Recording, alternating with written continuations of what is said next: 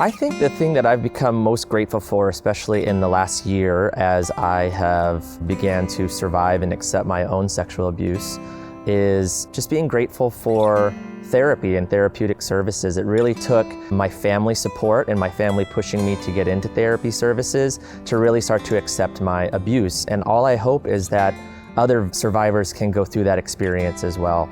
I think the main thing that drew me to get involved with the Children's Center was my own story as a survivor, and our school where my kids go held a Stewards of Children Darkness to Light training, and so I got introduced to the Children's Center, and the training they do here is meant to educate community members about the signs of childhood sexual abuse in their communities, kind of what to look for and the steps to take once you see those particular behaviors in action. I'm a survivor myself, and last year I did a therapeutic exercise of blogging for 30 straight days about my abuse, and the Children's Center became aware of that and asked me to guest blog for their website. So I actually started by writing a guest blog, and from there I got inspired because of my own abuse and because of the wonderful work I see here at the Children's Center. I actually have been trained and I'm going to become a trainer this fall for the Stewards of Children training.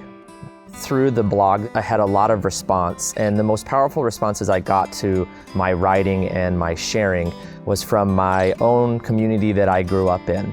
And it was a really powerful experience because my blog got passed around that community, which was surprising to me.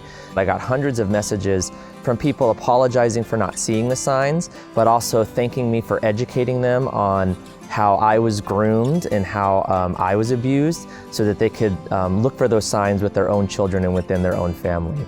When I say grooming when it comes to abuse, it just means that childhood sexual abusers spend a lot of time grooming children into making them into trusted figures in their lives. So my abuser was a coach on my football team. He was also a teacher in middle school, my teacher in middle school, and my teacher in junior high.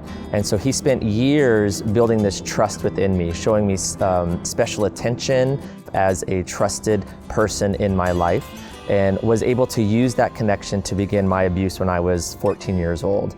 And so this is definitely an area that I feel all communities should support because it's very important work. And I say that as a survivor. This is something that I wish was available in my community so that my community could have been educated, and that if I was able to have my community educated and had my abuse validated at the time, it would have been wonderful to have an organization like this. So just making sure that we support the Children's Center so that they can stay rooted in these communities and really help survivors heal and thrive as they overcome their abuse.